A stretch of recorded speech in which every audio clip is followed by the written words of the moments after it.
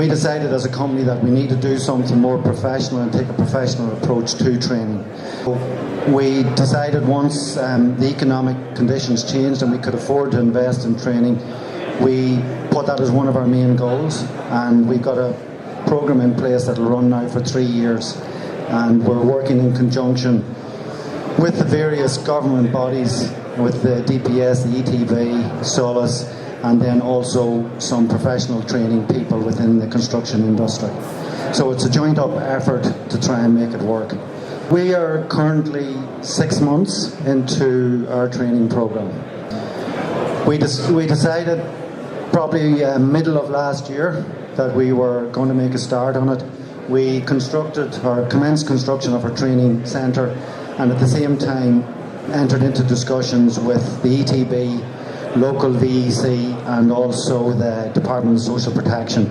Initial thoughts were, we'll go ahead, we'll upskill our existing workforce, who are mostly Eastern European, or certainly 50-60% of them would be Eastern European, a lot of them working with us over 10 years.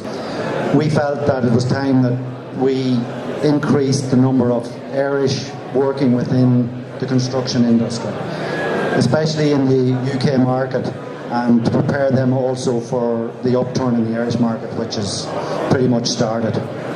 So in our trade, there weren't any qualifications.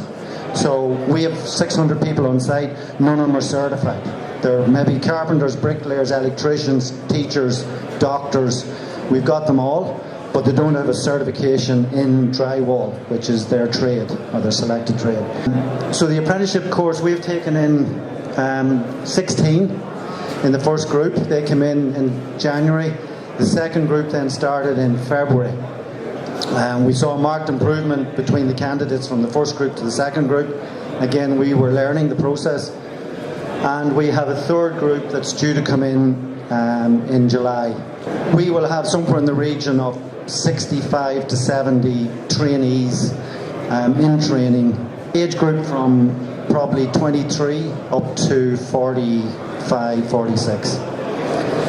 We've also now got an apprenticeship, 2-year apprenticeship, which is due to start in September, in conjunction with the Southwest College, which is based in Enniskillen. What we were doing was picked up by the Northern Ireland body, and one of the college executives decided, yeah, we would like to take you up on the traineeship or develop that with you.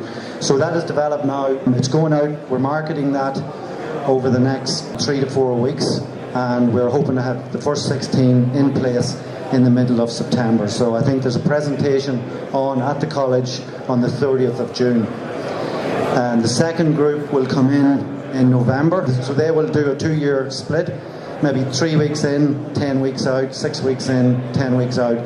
So it's a change from a normal traineeship, which is usually day release and then out for the rest of the week to work. So we have it structured differently because most of our guys are going to have to travel for the training.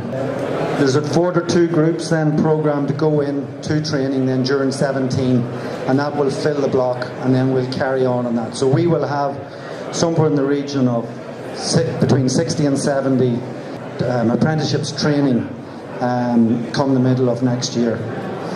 So that's the age group that we're targeting that at is 17 to 23 years of age, and the first intake will probably come from the Fermanagh, Tyrone, North Monaghan, North Cavan, South Donegal. You know, one of the reasons that I agreed to come and speak was, is to just encourage like-minded companies to take the step to get involved in training for the construction industry. I think it's incumbent on specialist subcontractors to train the men. I believe whoever's paying the wages should be involved directly in the training.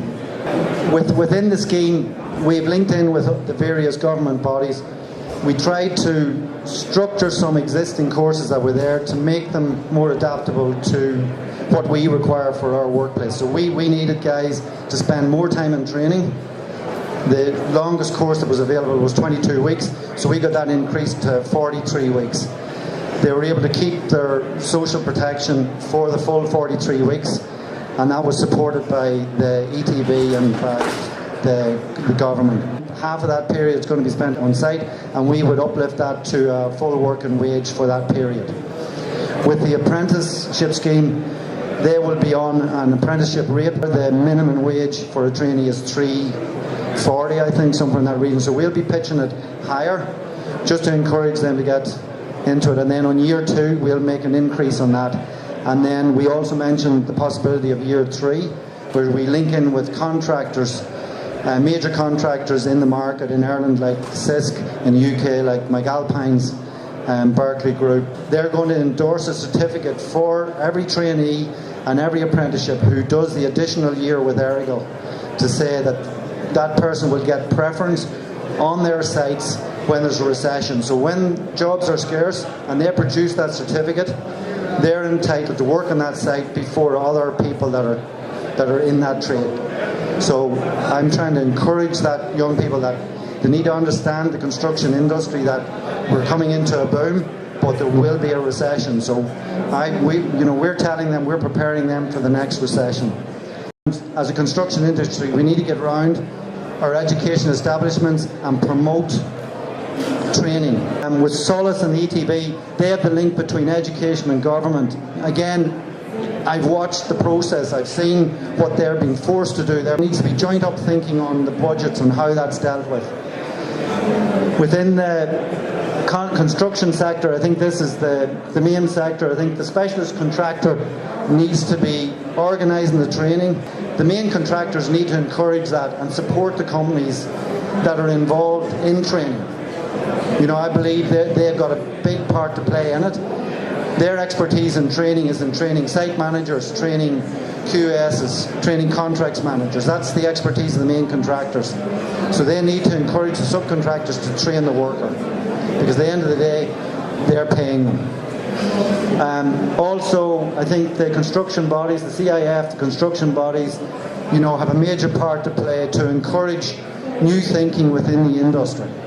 And the manufacturers and distribution are also responsible. They're getting their products sold. They are pushing the product out the door. And in fairness to some of the companies that have training centres set up, they're trying to train people, and they are involved with us on these are my youngest trainees. Local school brought them in, and they're 10 years of age, and they all want to work for Errigal Contracts, which is great news for us. I offered 3 of them a job straight away, but I was told that's against the law. So I've told them got to wait at least another 8 years.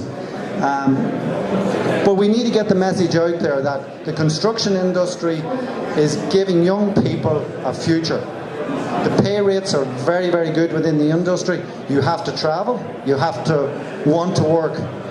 But I think if we can encourage that, as an industry. So I would encourage us, just for myself, I would encourage a forum where like-minded people get together with the CIF, the various government bodies, and come up with something that's progressive for training within the industry.